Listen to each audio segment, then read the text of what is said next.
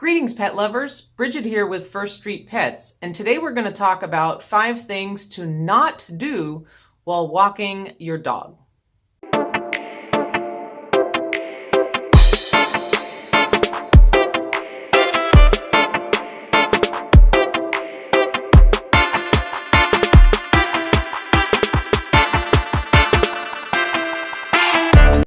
According to the American Pet Products Association, there are at least 90 million dogs in the United States. That's a lot of dogs, owners, and dog walkers. So with all those people out walking at the same time, there's a lot of potential for conflict. So here are 5 of my recommendations based on my experience of things to not do with your dog to avoid problems while walking. Number 1, do not let your dog approach other dogs. This drives people crazy, and it happens all the time. I don't know why. A million times I've been approached by someone who's being dragged down the street by their dog who's heading straight towards you and your dog, who may be reacting badly or getting excited or trying to run away. And when you ask them to stop, they'll inevitably say something like, "My dog is friendly." Say, no, that's not the point. If I were at a dog park where I wanted the dogs to socialize, that would be fine. But I'm not. When I'm walking my dog on a leash, I don't want to interact with other dogs, especially not face to face, where there's most likely to be some kind of a conflict. This kind of scenario can end badly in one of several ways. One is that the dogs can get into a fight, and dogs who don't know each other or don't like each other or are scared can get into some nasty fights, cause injury, and run up huge vet bills for both of you. Many years ago, one of my dogs was attacked by an Akita who ran out of her yard. The owner wasn't even anywhere around.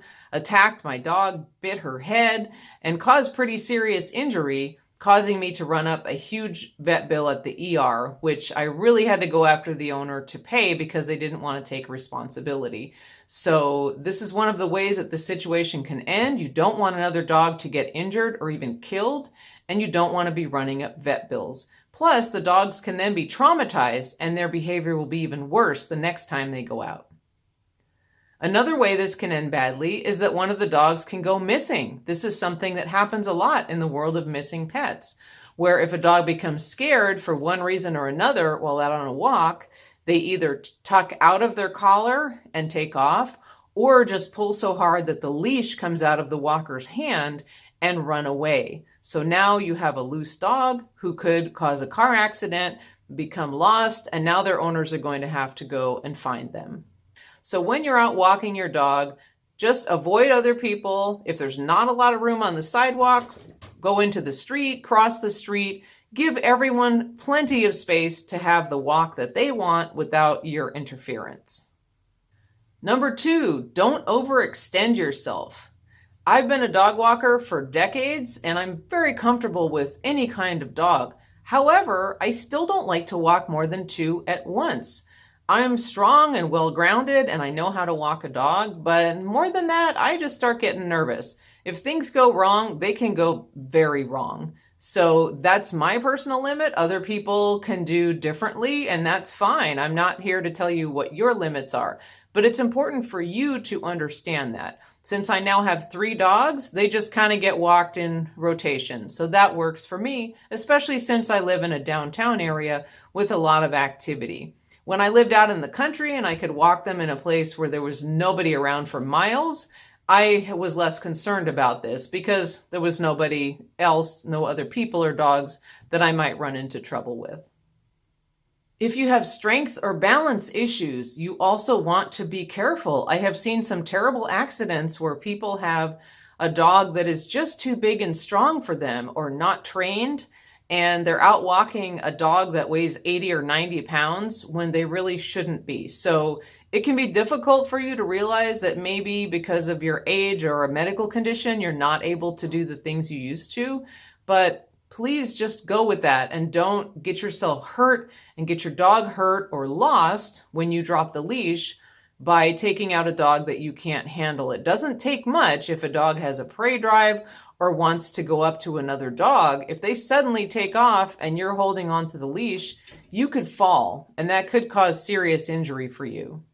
Investing in training is always a good idea, especially if you have a dog that doesn't really know how to walk on a leash. There are many classes offered through private trainers, through humane societies, rec centers.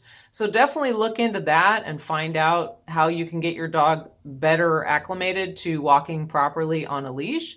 Another good idea is to have a friend help you with walking the dog, or to hire a professional pet sitter and dog walker so that your dog gets exercise and is able to burn off energy and practice their training and get out and about without injuring you. This will also help you when you feel that you're ready to walk your dog, because as you probably know, if your dog is locked up in the house all week and you suddenly take them out, they're going to be really full of energy, and the chances of an incident are going to be significantly higher.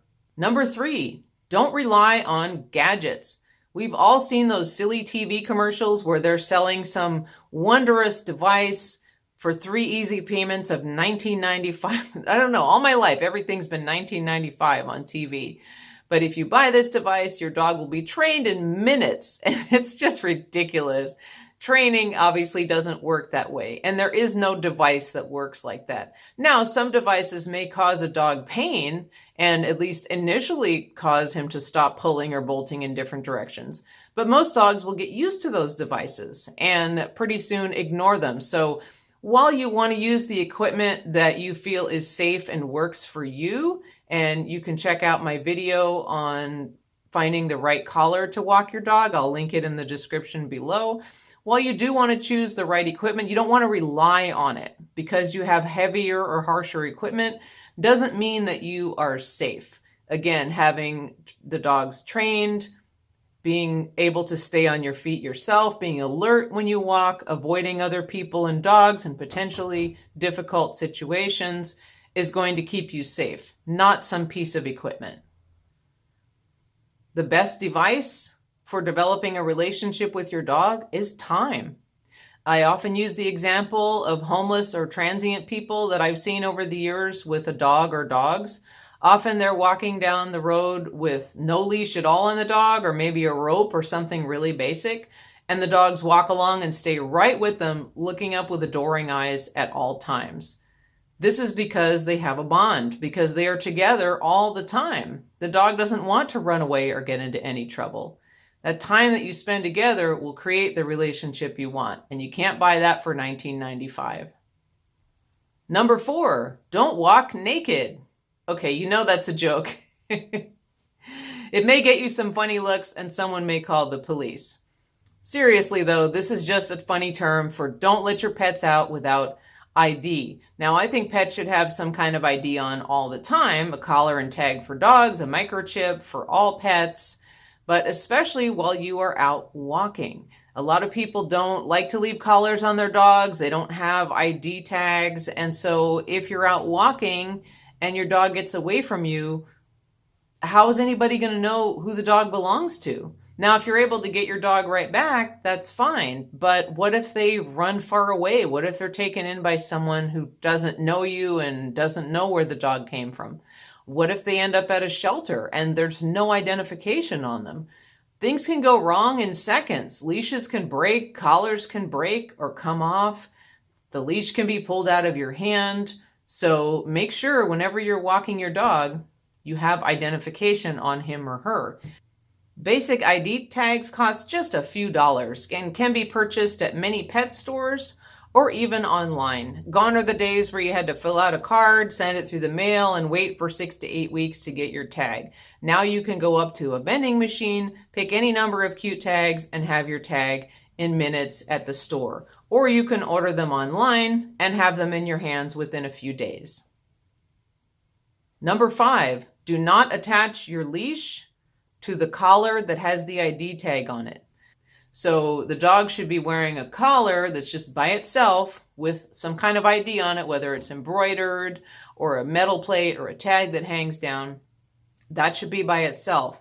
And then you're walking the dog with whatever else you use, whether it's a body harness, a martingale, or some other type of collar, a slip lead or something like that is what you're using to attach to the leash. But you don't want to attach it to the collar, because I've seen too many situations where that collar breaks or comes off, and now the dog is loose and has no identification. It also goes without saying that you want to have good quality equipment while you are out walking your dog. So you have your collar with the ID on it. You have whatever you're using to walk, a martingale, a body harness. You want to make sure that your leash is in good condition. Many dogs will chew on leashes, especially the leather kind, and they'll be held together by a couple of threads. They can easily break.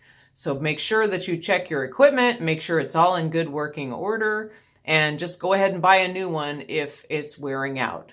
Nothing beats a stout 6-foot good condition leash. If you like to use retractable leashes, I have an article and video on that, which I will link below, on considerations when using such a leash and how to use it safely. Thank you for watching. Please subscribe to my channel, and happy walking.